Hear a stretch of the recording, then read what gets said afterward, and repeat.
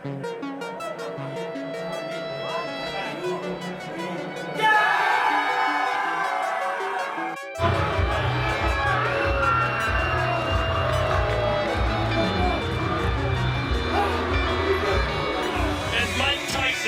Buster Douglas, he cross fight against Daniel Dubois.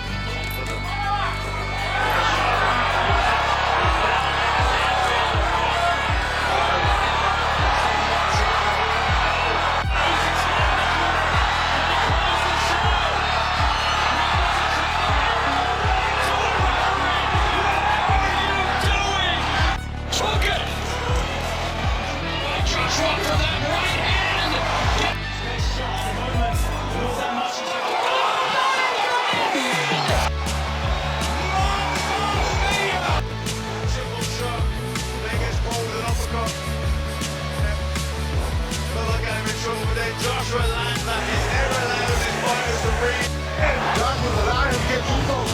Can't allow him to get that back on the fight. Ain't there no hand up. That's the shot. Oh, left hand. Oh, nice. Do you believe it? Do you believe it? Shoot, the referee won't stop it. Whoa!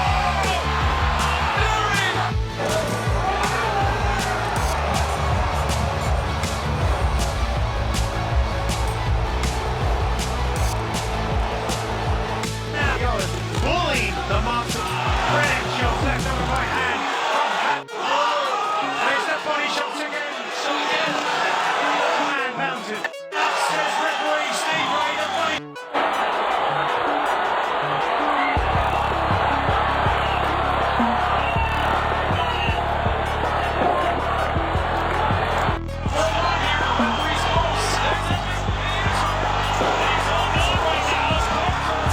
Fierce mentality, fighter mentality, warrior mentality.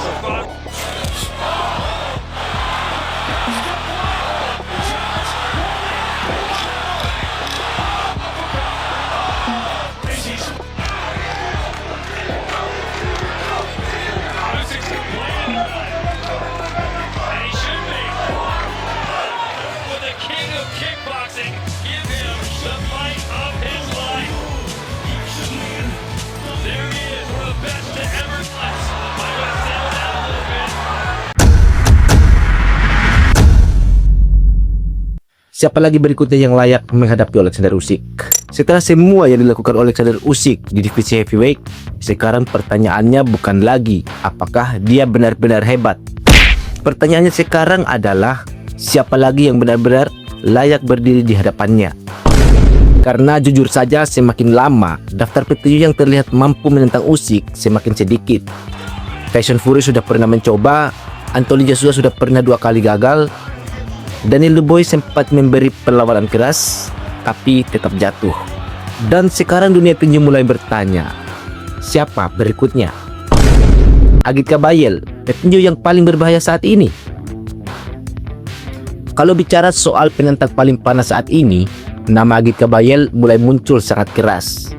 Agit Kabayel, dia mungkin belum sebesar Tyson Fury atau Anthony Joshua dari sisi popularitas. Namun dari sisi performa, Kabayel sangat mengerikan. Dia agresif, tekanan terus menerus, dan yang paling penting, dia bukan petinju yang datang hanya untuk bertahan.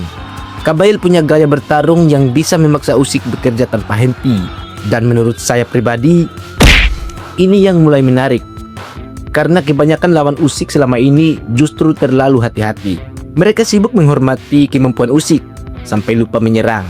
Tapi Kabayel terlihat berbeda. Dia punya aura petarung yang benar-benar ingin menghancurkan lawannya. Dan itu bisa menciptakan pertarungan yang sangat brutal. Daniel Dubois masih punya urusan belum selesai. Nah, ini yang kontroversial. Daniel Dubois memang pernah kalah dari Usyk. Tapi sampai hari ini masih banyak orang yang percaya pertarungan itu menyisakan tanda tanya. Terutama soal pukulan body shot yang dianggap low blow. Bahkan sekarang masih ada fans yang berkata, kalau pukulan itu dihitung sah, mungkin hasilnya berbeda. Dan jujur, saya rasa Dubois adalah salah satu heavyweight muda yang benar-benar berkembang setelah kekalahan itu. Powernya nyata, fisiknya besar, dan sekarang mentalnya juga terlihat jauh lebih matang. Masalahnya cuma satu, apakah The Boys bisa bertahan menghadapi IQ tinju Usyk selama 12 ronde? Karena melawan Usyk itu bukan cuma soal pukulan keras. Ini soal bagaimana menghadapi seorang yang sepertinya selalu tahu apa yang akan kita lakukan sebelum kita melakukannya. Joseph Parker, kuda hitam yang mulai diremehkan. Nama Joseph Parker mungkin tidak terlalu ramai dibicarakan sekarang. Tapi hati-hati, petinju seperti Parker justru berbahaya karena banyak orang mulai melupakannya. Dia punya pengalaman, dia pernah menghadapi nama-nama besar. Dan sekarang performanya mulai naik lagi. Yang menarik dari Parker adalah dia tidak gegabah. Dia cukup pintar untuk tidak masuk perangkap ritme Usyk. Tapi di sisi lain, saya masih merasa Parker akan kesulitan ketika pertarungan mulai masuk ke permainan kaki dan kombinasi cepat. Karena di area itu Usyk hampir seperti monster. Anthony Joshua, apakah trilogi masih menarik? Ini pertanyaan yang cukup memecah fans. Apakah Anthony Joshua layak mendapat kesempatan lagi untuk yang ketiga kalinya? Kalau melihat nama besar, jelas iya. Joshua masih superstar.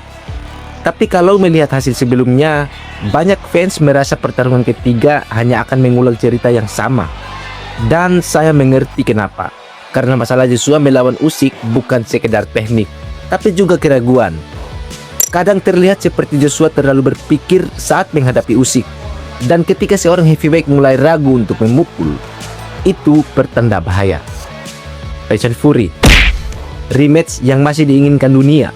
Dan tentu saja, kita tidak bisa menutup pembahasan ini tanpa Tyson Fury. Karena walaupun Usyk sudah menang, banyak orang masih ingin melihat rematch. Kenapa? Karena Fury adalah satu-satunya petinju yang benar-benar membuat Usyk terlihat berada dalam tekanan panjang. Ukuran tubuh Fury, jangkauan, gerakan anehnya, semua itu sempat membuat Usyk kesulitan. Dan jujur, kalau mereka bertarung lagi, saya rasa hasilnya belum tentu sama. Itulah kenapa duel ini masih terasa hidup. Tapi dari semua nama-nama tadi, siapa yang benar-benar layak? Kalau berbicara tentang warisan sejarah, mungkin Tyson Fury. Kalau berbicara momentum, mungkin Agit Kabayel. Kalau berbicara rasa penasaran, mungkin Daniel The Boys. Tapi satu hal yang pasti, semakin lama Alexander Usyk bertahan di puncak, semakin jelas bahwa kita sedang melihat salah satu heavyweight paling cerdas dalam sejarah tinju. Dan mungkin masalah terbesar bukan mencari siapa yang mau melawan Usyk, tapi mencari siapa yang benar-benar percaya dirinya bisa menang. Kalau menurut kalian, siapa yang paling layak jadi lawan berikutnya untuk Alexander Usyk? Agit Kabayel, Tyson Fury rematch, atau justru ada nama lain? Tulis pendapat kalian di kolom komentar.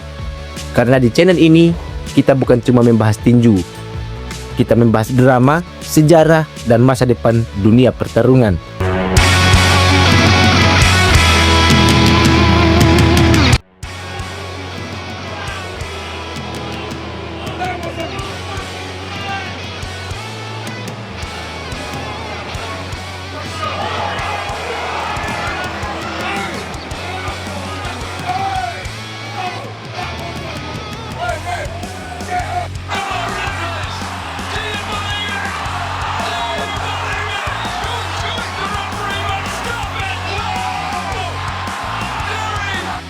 Joshua, the Lions get too close. Can't allow him to get that back on the fight. Ain't there's no man left.